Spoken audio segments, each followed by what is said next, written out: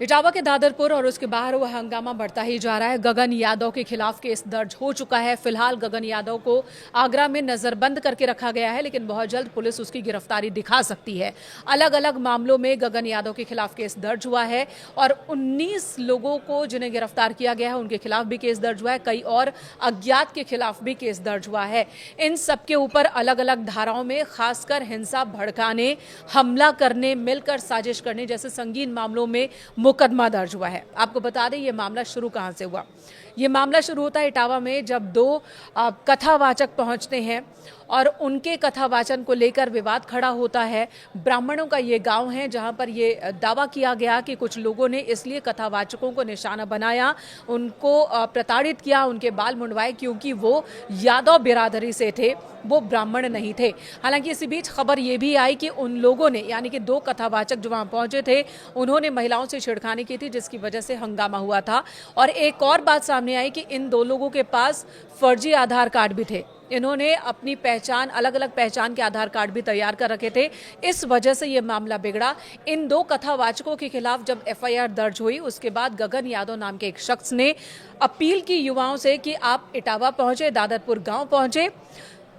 हालांकि कहा यह जा रहा है कि वहां बड़ी संख्या में जब लोग इकट्ठा होने शुरू हो गए, पुलिस को इस बात की भनक पहले ही लग गई। पुलिस ने पूरी तैयारी कर रखी थी, लोगों को गांव से बाहर ही रोकने की कोशिश की, जिसके बाद इन लोगों ने हल्ला कर दिया। ये जो सभी लोग थे जिन्होंने पुलिस टीम पर हमला किया है, ये बताए जा रहे हैं अहीर रेजिमेंट के। इस घटना के बाद गगन यादव, जो खुद को इंडियन रिफॉर्म्स नाम की एक संस्था का फाउंडर बताता है, उसने युवाओं से आह्वान किया कि उसकी संस्था से जुड़े जो युवा हैं वो गांव पहुंचे। और उसका कहना है कि वो वहां इसलिए पहुंचना चाहता था ताकि जो विवाद खड़ा हुआ है, समाज में जो दूरी बन गई है, उसे वो निपटा सके और वहां पर समरसता का माहौल पैदा कर सके, समरसता का संदेश दे सके। जाति को लेकर ब्राह्मण और यादवों के बीच जो विवाद खड़ा हुआ है, उस विवाद को खत्म करना उसका उद्देश्य था। लेकिन जितनी बड़ी तादाद में लोग वहां इकट्ठा हो रहे थे, पुलिस प्रशासन को भनक लग गई थी। पुलिस की टीम ने इन सभी लोगों को गांव से बाहर ही रोका क्योंकि डर ये था कि ये सभी लोग गांव में हमला कर सकते हैं। गांव के लोगों का भी यही कहना था कि उन पर अटैक की साजिश हो रही है, जिसके बाद पुलिस ने एक्शन लिया। लेकिन इन लोगों ने पुलिस टीम पर ही पथराव शुरू कर दिया, जिसके बाद पुलिस ने 19 को गिरफ्तार किया। गगन यादव को रात में आगरा में नजरबंद कर दिया गया जब वो इटावा के रास्ते पर था। उसके बाद गगन यादव की बात सामने आई और एक सफाई देता हुआ उसने ऐसा कहा कि वो दरअसल हंगामा करना उद्देश्य नहीं था उसका, वो गाँव में जाकर माहौल को बेहतर बनाना चाहता था।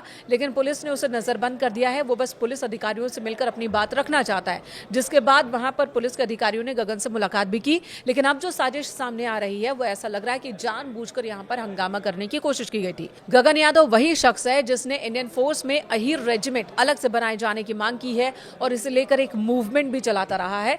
यादव समाज की लड़ाई लड़ने की बात करता रहा है। अपने सोशल मीडिया अकाउंट पर इसने खुद को युवा नेता बताया है, समाजवादी विचारधारा से प्रेरित। हालांकि ये किसी भी पार्टी से जुड़ा नहीं है, समाजवादी पार्टी का कोई कार्यकर्ता नहीं है। समाजवादी पार्टी ने भी इस पूरे इंसिडेंट से खुद को अलग कर लिया है। वहीं बीजेपी के कई नेताओं के साथ इसके फोटोज वायरल हो रहे हैं। समाजवादी पार्टी की ओर से भी वो फोटो वायरल किए जा रहे हैं और कहा जा रहा है कि जो पूरी साजिश है वो दरअसल सरकार की साजिश थी ताकि इटावा में हंगामा खड़ा किया जा सके। वहीं सरकार से जुड़े जो लोग हैं उनका कहना है कि ये विपक्ष की साजिश है और सनातन को राजनीति के लिए जाति में बांटने की एक बार फिर विपक्ष साजिश कर रहा है। तो इस तरह से राजनीति भी इस पर शुरू हो गई है। लेकिन इन सब के बीच तय है कि गगन यादव खुद अपने साथ कई युवाओं को वो जेल तक लेकर पहुंच चुका है।